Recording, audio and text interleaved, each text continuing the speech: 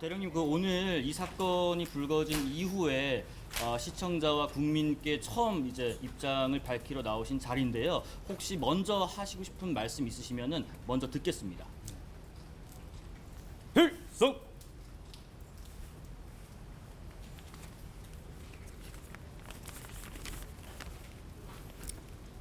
저는 전 해병대 수사단장 박정훈 대령입니다. 먼저 고 최수근 상병의 명복을 빕니다. 또한 이 자리를 빌어 저를 많이 응원해 주시는 국민 여러분들과 대한민국 해병대 가족 여러분들께 진심으로 감사하다는 말씀을 드리겠습니다. 저는 정치도 모르고 정무적 판단도 알지 못합니다. 다만 최수근 상병의 시신 앞에서 너희 죽음에 억울함이 남지 않도록 철저히 조사하고 재발 방지가 되도록 하겠다고 약속하고 다짐하였습니다. 또한 사건 발생 초기 윤석열 대통령께서 엄정하고 철저하게 수사하여 이러한 일이 재발하지 않도록 하라고 지시하셨고, 장례식장에서 여야 국회의원 및 국방부 장관마저도 유가족에게 철저한 진상을 규명하여 엄정하게 처벌되도록 하겠다고 약속하는 모습을 제 두 눈으로 똑똑히 지켜보았습니다. 도대체 왜, 무엇 때문에 젊은 해병이 죽어야만 하는가? 도대체 누가 이 죽음의 책임을 있는가? 저는 제가 할 수 있는 수사에 최선을 다했고, 그 결과를 해병대 사령관, 해군 참모총장, 국방부 장관께 대면해서 직접 보고하였습니다. 그런데 알 수 없는 이유로 국방부 법무관리관으로부터 수차례 수사 외압과 부당한 지시를 받았고, 저는 단호히 거절하였습니다. 저는 제가 오늘 왜 이 자리에까지 와 있는지 모르겠습니다. 하지만 다시 그 순간으로 돌아간다고 해도 똑같은 결정을 하였을 것입니다. 대한민국 해병대는 충성과 정의를 목숨처럼 생각하고 있습니다. 저는 해병대 정신을 실천했을 뿐입니다. 오늘 저는 국방부 검찰단의 수사를 명백히 거부합니다.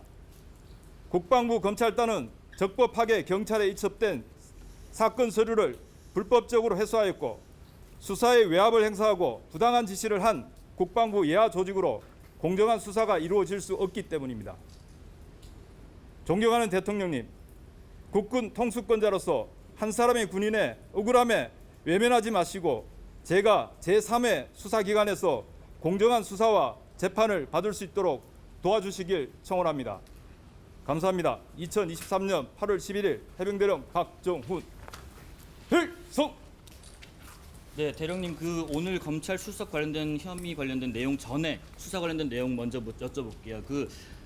단순한 의견 전달이 아니라 법무관리관 등에 대해서 이것이 외압이다라고 판단하고 느끼신 이유가 핵심적으로 뭔가요?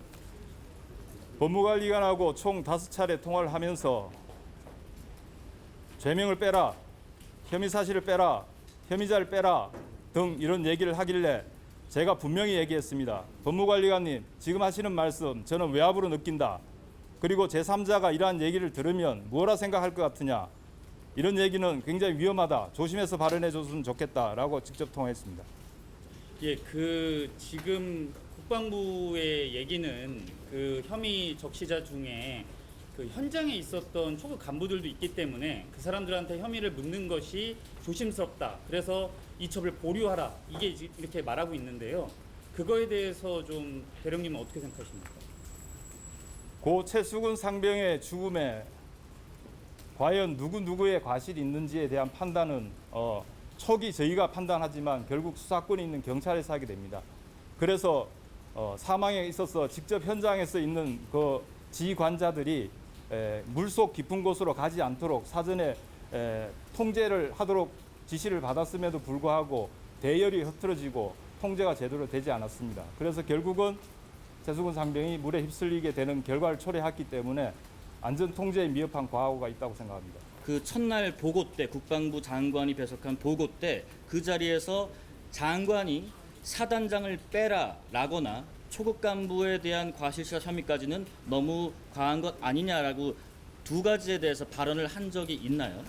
그런 발언 한 적 없습니다. 그 자리에서는 제 보고를 다 들으시고 사단장까지 형사처벌의 대상으로 하는 것이냐라고 질문하셨고, 이 질문에 해병대 사령관께서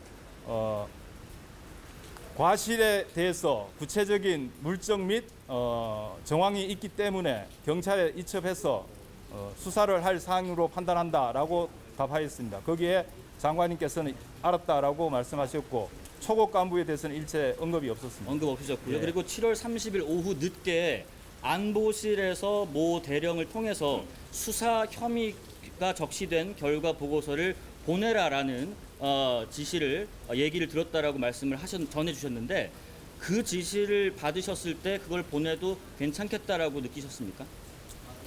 돌이켜 생각해 보면 그 지시 역시 거부했어야 맞다고 저는 생각합니다. 최초 안보실에 나가 있는 해병 대령으로부터 제가 전화를 받고 장관님 결제본을 좀 보내줄 수 없느냐, 안보실장님이 보고 싶어한다라고 말을 전하길래 수사 중인 사안이고 수사 기간이 아니기 때문에 보내줄 수 없다고 거절했습니다. 이후에 사령관 주관으로 자체 회의간에도 해병대사 정책실장으로부터 안보실에서 이러한 수사 결과를 보기를 원한다는 얘기가 있었길래 저 역시 그 자리에서도 그 사항은 안 된다라고 거절했습니다. 이후에 해병사 본청에서 수사단으로 이동 중에 해병대 사령관이 전화가 왔고 전화가 와서 안보실에서 계속 욕을 하는데 수사서를 보내줄 수 없다면 다음 날 있는 언론 브리핑 자료라도 좀 보내주면 안 되겠느냐라고 말씀해서 도저히 거절할 수 없어서 그렇게 하겠다고 해서 다음 날 예정돼 있던 언론 브리핑 자료를 보내주었습니다. 안보실장님이 보고 싶다고 한다라고 들으셨어요? 그 대령으로부터 안보실장한테 보고를 해야 된다라고 얘기했습니다. 그리고 그 이제 해병대 사령부 측에서는 사령관 측에서는 명시적으로 보류를 지시했다라고 하는데 그런 지시를 받은 적이 있으신지와 그럼 왜 그 지시를 따르지 않았는지 궁금합니다. 저는 해병대 사령관님의 명을 생명처럼 생각합니다. 사령관님께서는 명시적으로 보류하라는 지시를 하신 적이 없습니다. 7월 31일 오후부터 다음 날 8월 1일 오전 오후 저녁까지 계속된 회의가 있었습니다. 국방부로부터의 이러한 외압에 대해서 도대체 어떻게 하면 좋겠느냐라는 회의가 계속 있었고 그 회의에 제가 국방부에서 원하는 대로 했을 때 해병대에서 우려되는 사항들은 다음과 같다고 요약을 해서 또 추가 보고까지 했습니다. 계속 사령관님께서는 고민하셨고 이 문제를 어떻게 해결해야 될지 고민하셨고 그래서 저는 해병대 자체에서 유가족에게 이미 설명을 했고 장관님한테 보고된 문서를 우리 스스로 변경하는 것은 수사의 축소고 조작일 수 있고 나중에 가서 큰 문제가 된다. 해병대가 정직한 군이라는 이미지에 큰 소상이 되기 때문에 하루빨리 국방부 조사본부로 올리는 그 건의드려서 국방부에서 재검토해서 그 결과를 경찰로 이첩하면 좋겠다라고 건의를 드렸습니다. 만약에 그것이 되지 않는다면 빨리 경찰로 이첩하는 것만이 우리 해병대가 정직한 조직으로 군으로 남을 수 있는 유일한 길이라고 계속 건의드렸고 논의하는 시간이었습니다. 그리고 당일날 사건 이첩되는 당일날 8월 2일 오전에도 마찬가지 이첩 전에 직접 제가 사령관실에 들어가서 사령관님 지금 이첩을 위해서 이동 중에 있습니다.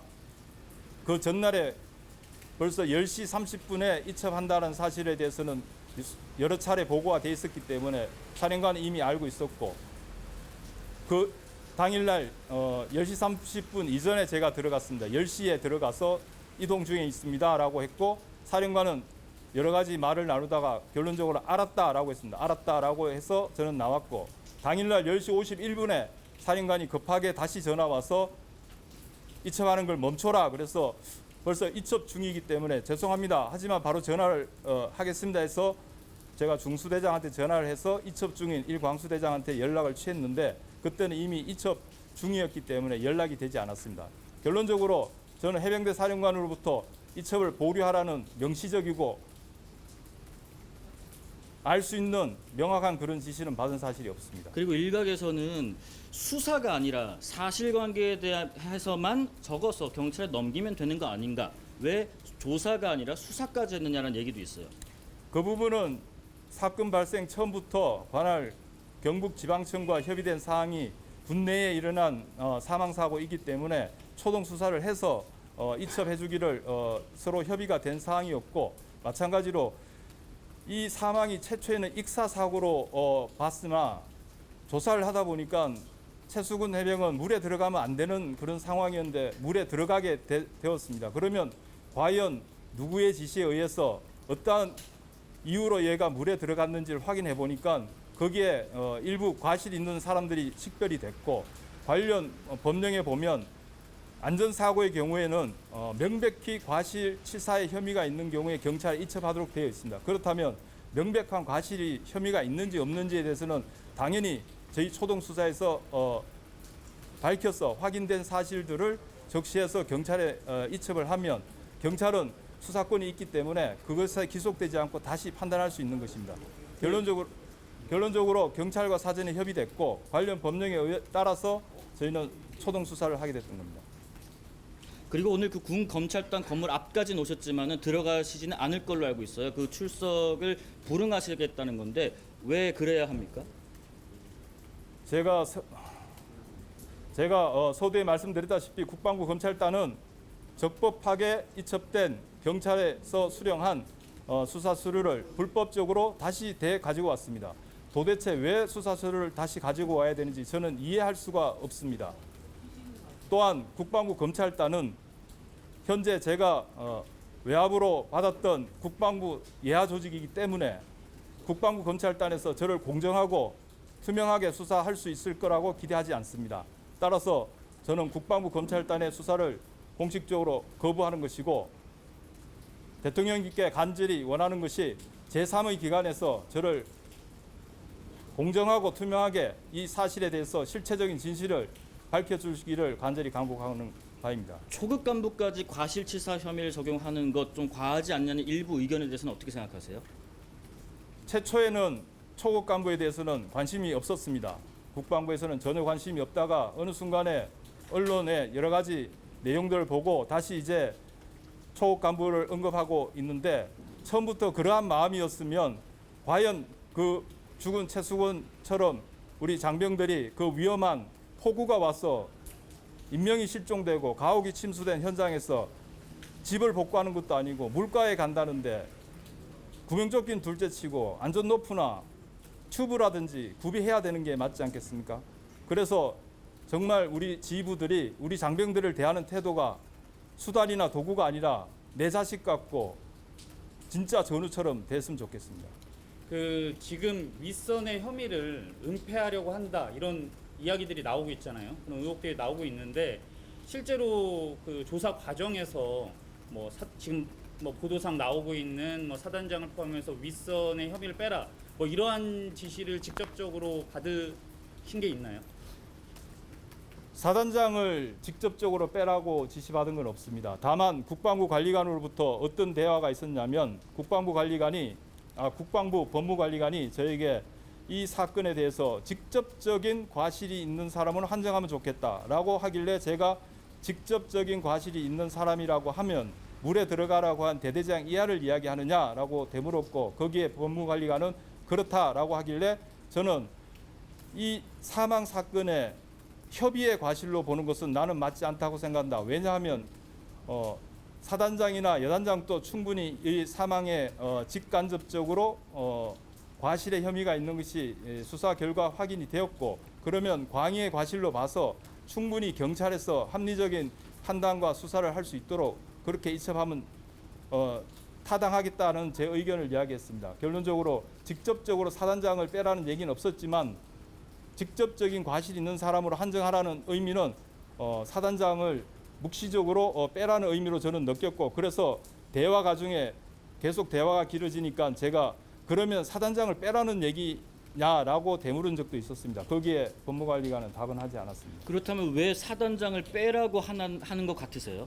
그것은 잘 모르겠습니다.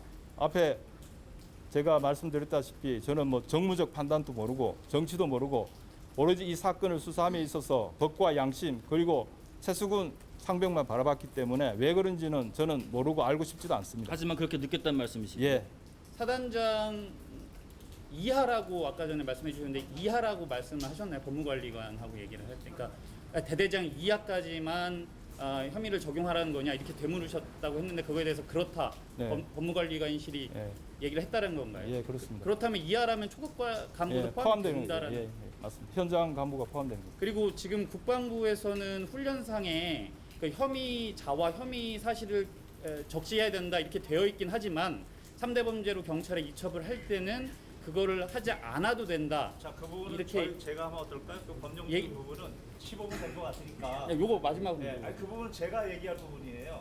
예, 제가 알겠습니다. 일단 대답할 수 있으니까 네네네. 이제 요 정도 하고.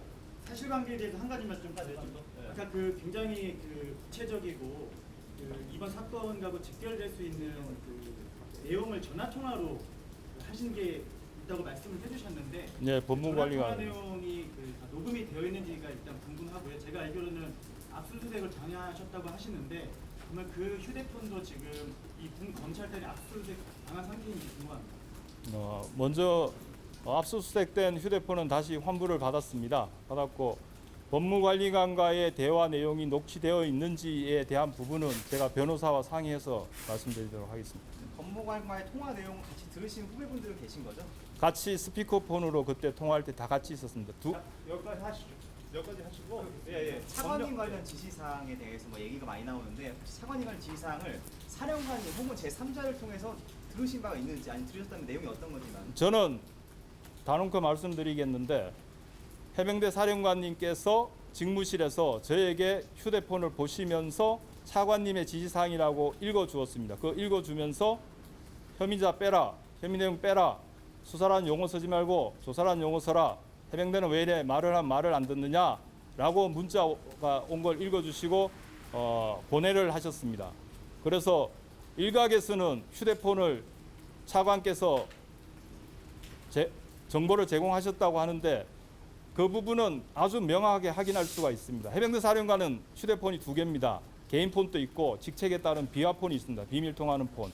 그 2개의 폰을 포렌식 해보면 이 부분은 더 이상 논란이 없을 것 같습니다. 문자 눈으로 직접 보신 건 아니신 거고요. 눈으로 본 건 아니고 읽어주는 걸 들었습니다. 여기까지 하시죠.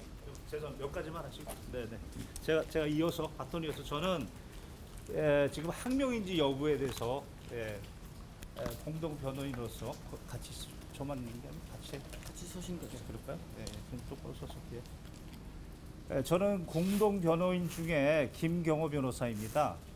저는 오늘 이 자리에서 우리 수사단장에게 과연 법령상 항명에 해당하는지 여부 이 부분을 말씀드리고자 합니다.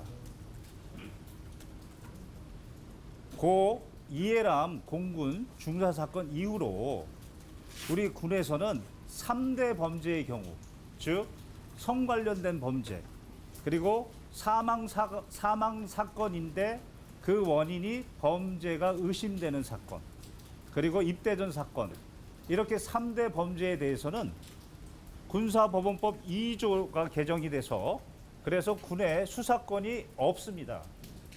군사 경찰도 수사할 수 없고 군 검사도 수사할 수 없습니다. 당연히 어떠한 지휘관도 수사에 관한 권한이 없습니다.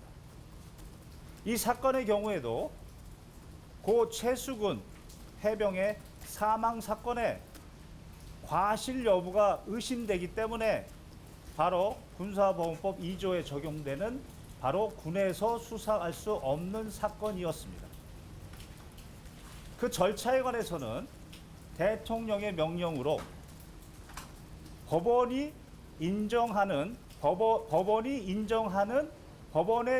법원의 재판 관할권이 있는 군인 등의 범죄에 관한 수사 절차 등에 관한 규정, 이 규정이 제정됐는데요.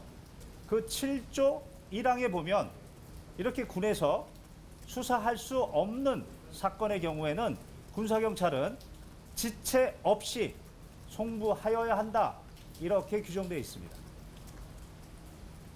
이 사건에 적용해 보면 지금 국방부 장관의 경우에 최초 이첩 보류 명령을 내렸다고 하는데요.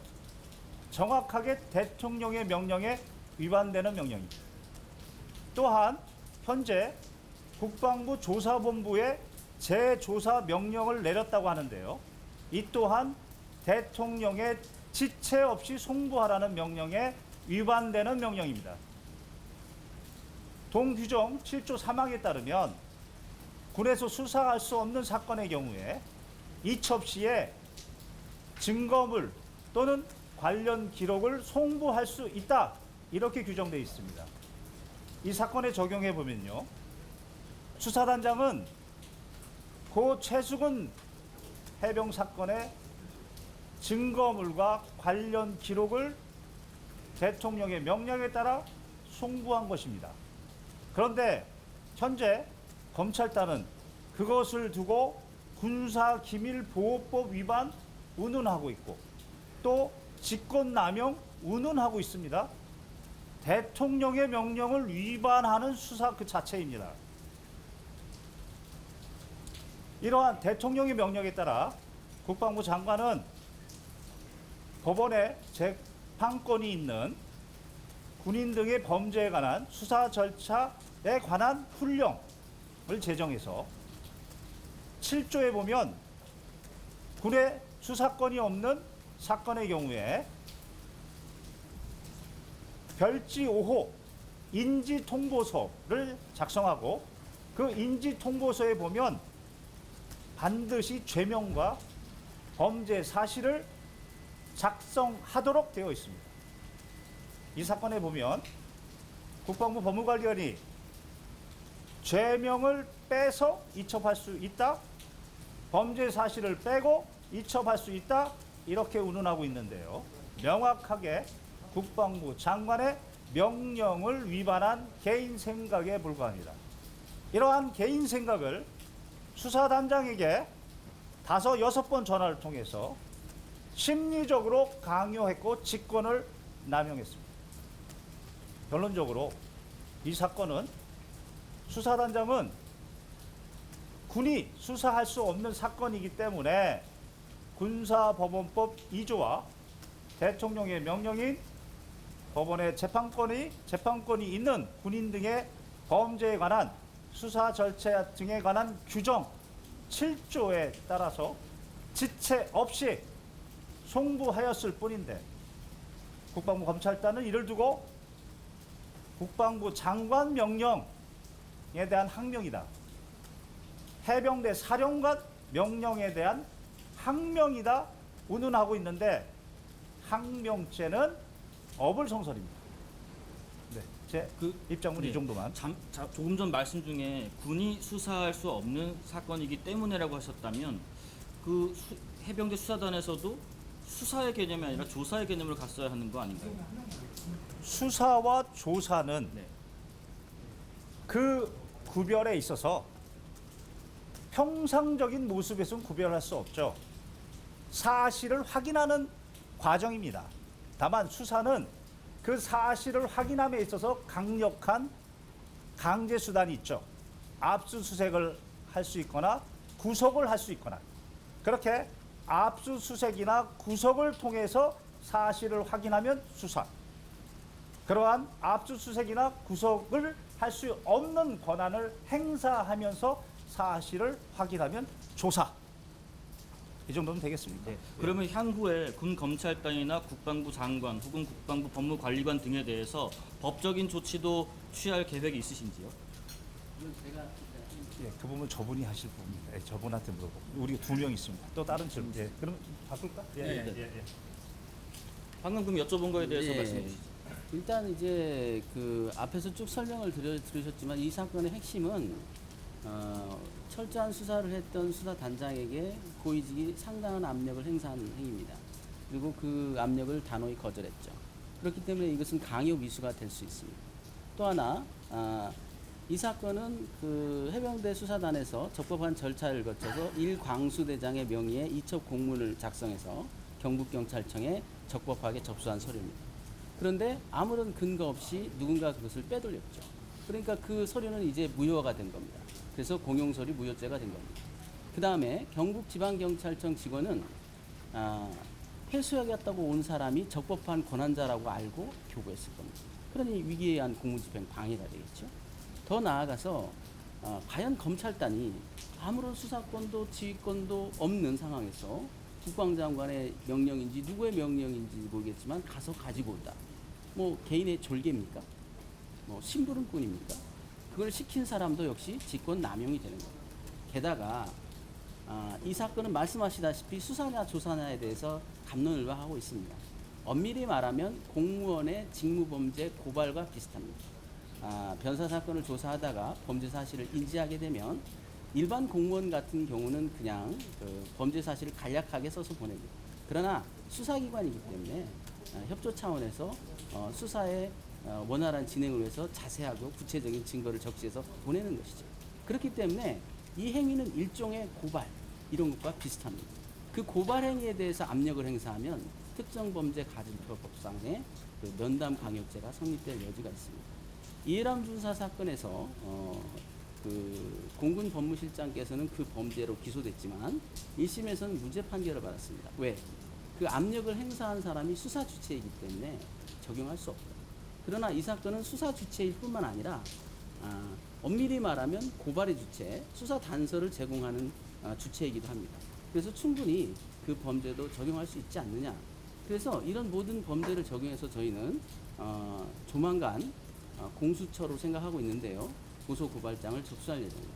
그래서 왜 우리가 이제 박 대령님께서도 말씀하셨지만 왜 이 수사를 거부하느냐? 결국 국방부 장관인지 누군지는 모르지만 그 졸개 역할을 했습니다. 가서 수사 서류를 가지고는 국가 공무원의 적법한 공무집행 행위에 대해서 그렇게 아무나 끼어들고 가지고 오고 숨기고 지금은 어디 있는지도 모르죠, 그 서류가. 그런 행동을 한 그 조직 내에 있는 그 검찰단 조사를 받는다는 것은 어불성설이죠. 이것은 공정성이라는 문제에서는 있을 수 없는 일입니다. 누구도 수사와 재판은 그 행위와 관련 없는 사람이 공정하게 진행해야 됩니다. 그 행위의 피해자이거나 사실상의 피해자이거나 그 행위를 몰아가고 추동한 사람들이 그들에 대해서 처벌한다? 수사한다? 이것은 공정하지 않습니다. 그래서 저희가 요구하는 것은 죄가 성립되느냐 여부는 그 사람이 고위직이냐 아니냐가 중요한 게 아니지 않습니까?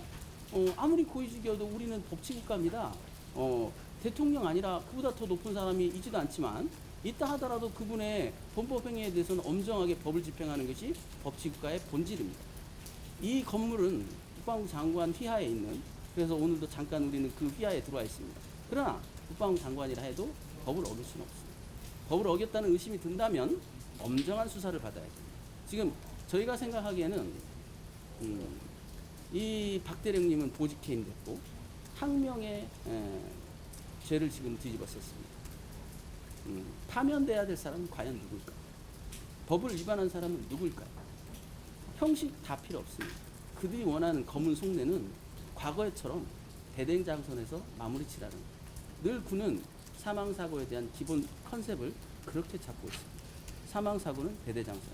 그러나 그런 조치는 매우 위법한 것이고 그것이 위법한지 누가 범죄자인지에 대해서는 한번 국가 권력과 국민의 정의감 이런 것들을 믿고 박 대령님은 단호하게 그 수사 외압에 저항했듯이 이번 수사도 거부하고 공정한 재판을 통해서 공정한 수사를 통해서 그 명명백백하게 시비를 가리고자 합니다. 그럼 이 시간 이후에 군 검찰단 안으로 안 들어가시고 바로 돌아가실 건가요? 돌아가는 게 아니고 사실은 이제 본질적 이 문제를 해결할 수 있는 것은 누구일까요? 국회가 나서도 누군가를 탄핵해 주는 거. 또 하나 군 통수권자가 엄밀한 군 통수권을 행사하는 거. 이것이 이 문제의 해결책일 겁니다. 그래서 군 통수권자이신 대통령께 이 문제에 대한 적절한 해결을 구하는 그런 의미로 잠깐 대통령실을 향해서 침묵시를 진행할 예정입니다. 그 검찰단에서는 이제 조사를 거부하시면은 인신에 대한 어떤 조치를 취할 수도 있잖아요. 그런 부분 우려 안 하시는지. 우려를 했죠. 변호인이 그걸 우려 안 할 수가 있을까요? 그 우려보다 더 큰 우려가 있기 때문에 어젯밤에 긴급하게 여러 가지 논의를 하고 고민을 한 끝에 무엇이 옳은 길이냐, 저는 이런 생각을 했습니다. 이분이 국방부 장관이 아닌 일선 사단장이었으면 어떻게 됐을까요? 일선 사단장께서 군사경찰의 수사에 대해서 외압을 행사하다가 포착됐다. 어떻게 됐을까요? 그거와 똑같습니다. 고의는 고위직이냐 하위직이냐는 중요하지 않습니다. 수사를 방해하다가 포착됐고 그리고 나서 수사 서류를 빼돌렸고 그 정당한 직무를 공무를 집행한 공무원에 대해서 자기가 법으로 부여된 막강한 사법권을 지금 남용하고 있는 겁니다. 이런 행동은 엄밀히 말해서 헌법상 탄핵사입니다. 박 대령님께 사실관계 관련해서 한 가지만. 네. 7월 31일에 그 언론에 발표되려다가 그 중단된 그 문서를 보면 그 1사단장이 과실치사 혐의와 관련된 그 사실관계가 좀 적혀 있던데요. 거기에 보면은 굉장히 그 급박하게 수색 작전을 지시함으로 인해서 여단장이 그 충분한 안전 조치를 하지 못했다라고 기술이 되어 있다고 알고 있습니다. 그 조사를 하셨을 텐데 사단장이 그렇게 급박하게 그 수색 지시를 내리게 된 데에 대해서 뭐라고 좀 이야기를 했는지, 또 그에 대해서 본인의 잘못과 과실에 대해서 책임을 느끼고는 있는지, 그렇게 말을 했는지에 대해서 궁금합니다. 사단장의 과실은 서너 가지가 있는데, 먼저 질문하셨던 그 부분에 대해서 말씀드리면, 사단장은 부대가 전개하기 전에 주말간에 본 작전이 실종자 수색 작전임을 알았습니다. 그리고 본인은 주말간에 있었던 대책 회의간에 본 수해 복구 작전의 핵심은 실종자 작전이었다라고 이야기를 했다고 진술했습니다. 하지만 그 회의에 참가했던 다수의 지휘관 및 참모들은 전혀 실종자 수색 작전임을 들은 바 없다라고 했고, 만약에 실종자 수색 작전이 주 작전이었으면 구명조끼, 안전노프 등을 챙겨갔을 것이다라고 얘기를 합니다. 하지만 실제 전개된 부대 대원들은 대부분 지난 흰남노 태풍 때 복구 작전처럼 삽이라든지 갈키라든지 가옥 같은 거를 복구하는 데 투입되는 것으로만 인식을 하고 있었습니다. 그래서 월요일 날 10시경에 부대 전개할 즈음에 이제 최초 사단장이 7여단장한테 본 작전은 실종자 수색 작전이다라고 최초 얘기를 했고, 그러다 보니 일단 다양한 부대가 편조해서 전개가 됐습니다. 보병도 있고 사망자가 포함된 포병도 있고 수색도 있고 상장도 있었습니다. 각 부대별로 전개하다 보니까 예천에 다 전개했을 때 실제 간부들이 다음 날 아침부터 시행되는 작전이 실종자 수색 작전임은 22시경에 이렇게 전파가 됐습니다. 따라서 간부들은 대단히 당황했고 일단 명령에 따라서 작전을 수행할 수밖에 없었습니다. 그래서 그 부분에 대해서 서로 진술이 상이하는 바, 그 부분은 이제 경찰 수사에서 정확하게 주말간에 그러한 얘기가 있었는지에 대해서는 규명이 필요한데, 일단은 서로 진술이 상반됩니다. 두 번째 과실은 사단장은 다음 날 실제 작전하는 현장에 가서 실제 대원들이 작전하는 실종자 수색 작전하는 것을 눈으로 직접 목격했습니다. 만약에 내 자식이 거기서 물가에서 실종자가 발생된 물가에서 그런 수색 작전을 하고 있다고 생각하면 발이 미끄러질 수도 있는 것이고 물이 더 범람할 수도 있는 것이고 상당히 위험한 요소들이 많기 때문에 당연히 안전 대책은 어떻게 강구하고 있느냐, 무엇은 어떻게 해라, 안전은 어떻게 해라, 이렇게 지시 내지 확인하는 것이 제1번의 지휘관의 책무라고 생각합니다. 하지만 기 언론에 보도된 것처럼 복장 통일, 경례 철저, 언론 보도 관련해서 용모를 어떻게 해라 라는 내용들밖에 없습니다. 안전에 대해서는 전혀 지시한 바가 없습니다. 그리고 마지막으로 사단장은 처음부터 장병들을 물에 들어가지 말아라고 지시를 했다라고 하는데 사고 당일 19일 사고는 9시 05분경에 발생이 됐는데, 사고 당일 아침에 6시 한 50분경에 사단 공보실장으로부터 장병들이 물속에서 수해 복구 작전하는 사진들을 공보활동 사진이라고 이제 보고를 받습니다. 카톡에 그것을 읽은 시간은 7시 5분 정도 됩니다. 만약에 사단장의 말이 물에 들어가지 않는 것으로 했었다면 이건 무슨 사진이냐, 당장 물에서 다 나오라 그래라, 위험하다라고 이렇게 반응했어야 맞습니다. 하지만 그 내용에 보면 훌륭하다, 훌륭히 공부활동을 하고 있구나라고 이렇게 답을 하게 됩니다. 이 내용으로 봐서 사단장은 충분히 사망 2시간 전이었습니다. 이 사고를 막을 수 있었음에도 불구하고 적절한 지휘 조치를 취하지 않은 그런 과실이 있는데 이 부분에 대해서 사단장은 최초 저희가 구체적인 카톡 내역을 확인하지 않았을 때는 그 사진은 연결식장에서 처음 봤다라고 진술했습니다. 자기는 그전에는 못 봤다라고 진술했는데 조사를 하다 보니 당일날 07시 05분에 충분히 읽었고 본 사고는 막을 수 있었다고 저는 생각합니다.